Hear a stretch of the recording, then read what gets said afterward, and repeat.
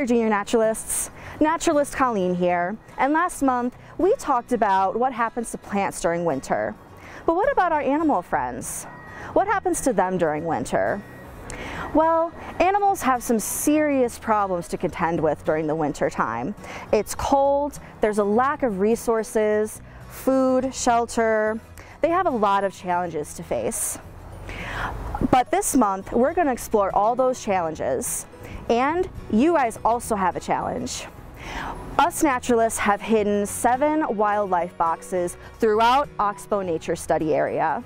And your job is going to be able to find all of the boxes and make a stamp on your stamp cards.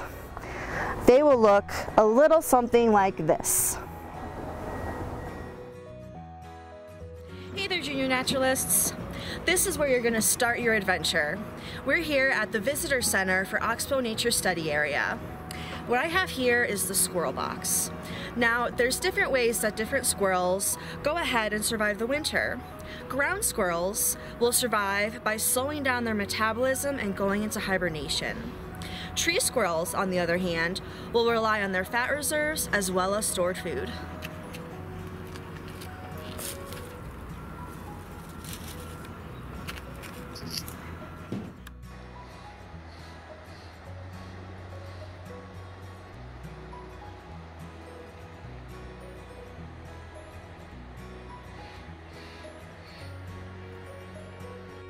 Time for your second clue. If you go under the red bridge and follow the path, you will end up at a little pond full of fish. And that's what our second box is. Some fish deal with the winter by migrating. They go to a warmer area, and that's what salmon do. Other fish, like the trout we have in the Truckee River, they deal with the winter coldness by slowing down their metabolism. So we're going to hide this second box right down here. Good luck.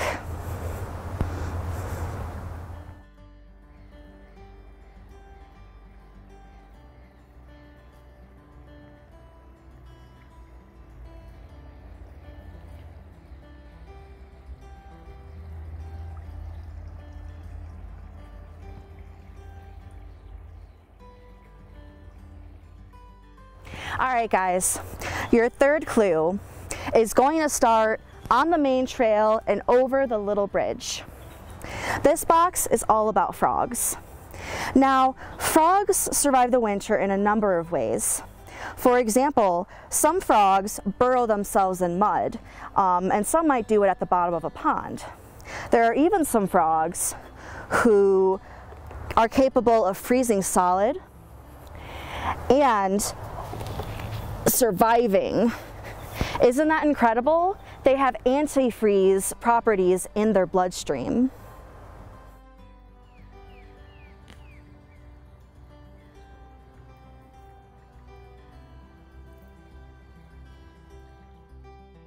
Hey there, naturalists. For your next clue, we are going to be right along the Truckee River. You see, we have some trees here that have been encaged. Now, it's not to protect us from the trees. It's to protect the trees from beavers. And that's what our next box is going to be about. Did you know that beavers don't actually live in the dams they create? Instead, they use those dams in order to create small ponds of slow-moving water, and then they create separate shelters within those ponds.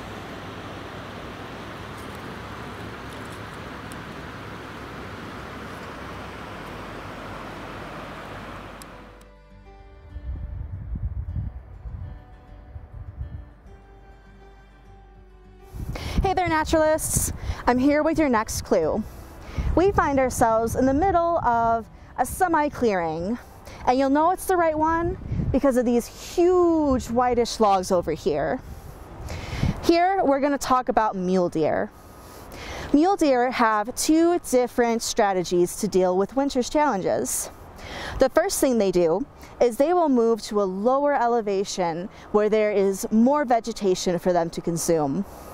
The other thing they'll do is they will grow a new winter coat that'll help keep them warmer. So look carefully.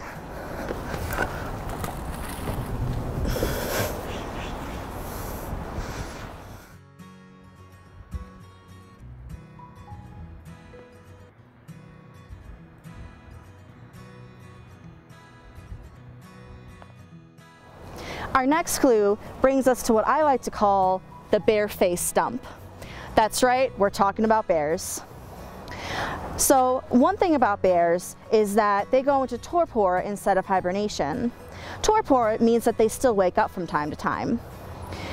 Now, bears give birth during the winter, so a mama bear in torpor is going to give birth while she's still sleeping, though she still will wake up from time to time to take care of her young.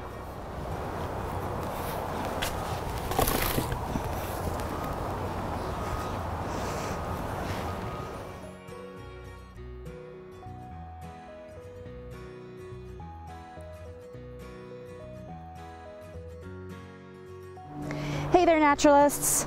It's time for your final clue. You'll find a little ways up the trail these different signs. This sign says who was here, and it teaches you a little bit about different animal tracks. It especially has some different bird tracks. Now at this location, we're going to talk about birds. Birds have many different strategies for dealing with winter, since there are so many different species of birds. Some species will undergo physical changes, such as growing extra down or storing up lots of fat, and other birds will migrate. They'll go further south where it'll be warmer for the winter. Good luck finding all these boxes, guys.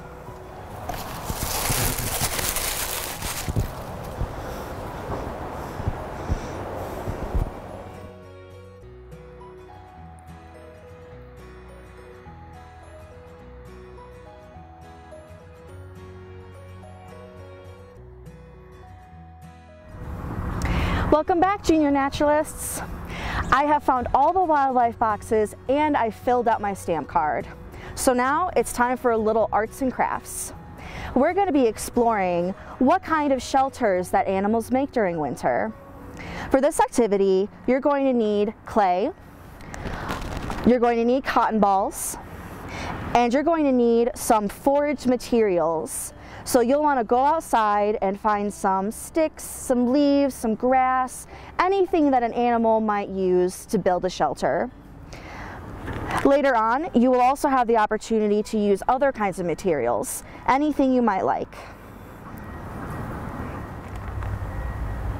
So we're going to start by making a black bear den. Black bears are really well known for the dens they make. So we're going to start with our clay. Black bear dens will often be dug out of the ground, usually on a bit of a slope. So I am making my den into the side of my clay. Bear dens are also lined with vegetation. So I'm going to take some of the leaf litter I foraged, and I'm going to just stick it right in there. We'll put in some sticks too for the bear.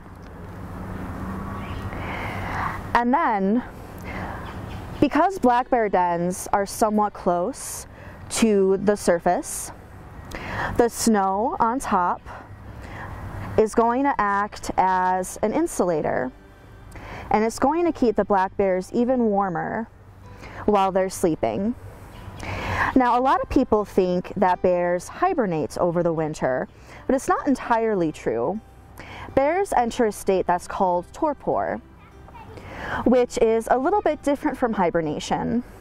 When an animal hibernates, that animal will be unconscious, fully sleeping the whole winter.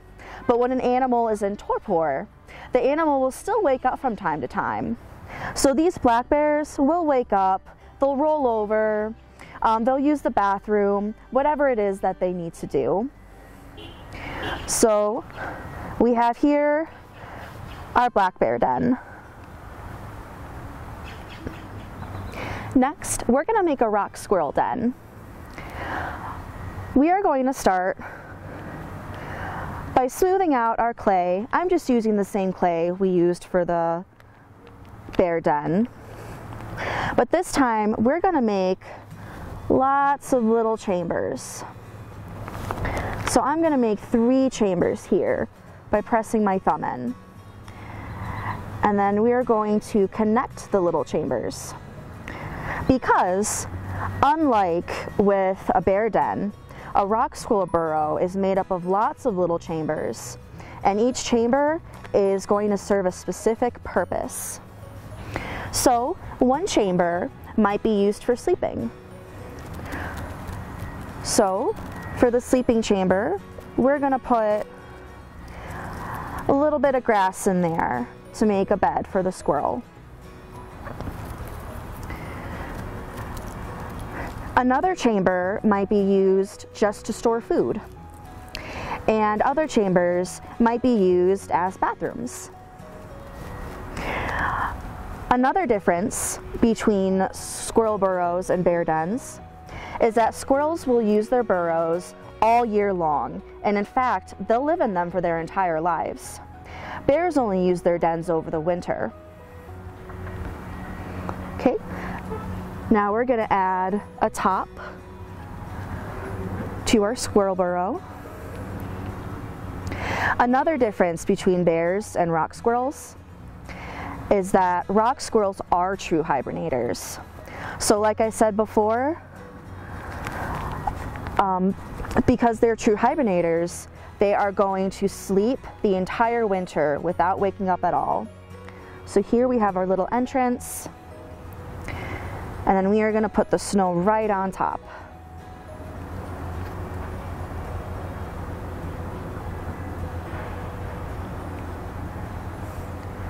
Finally, one more difference between rock squirrels and black bears and how they use their shelters is that rock squirrels will share their shelter with many other rock squirrels, whereas black bears will only sleep by themselves or sometimes mothers with their cubs. Now it's time for you to get creative. You can use your clay and any materials you might want or have to go ahead and make your own den. I would like you to think about what you need to survive winter and what you might also want as well. You might want an area to sleep in, you might want an area to store food in, you might want to give yourself a TV room, whatever you think humans need to survive winter. So go ahead and go wild.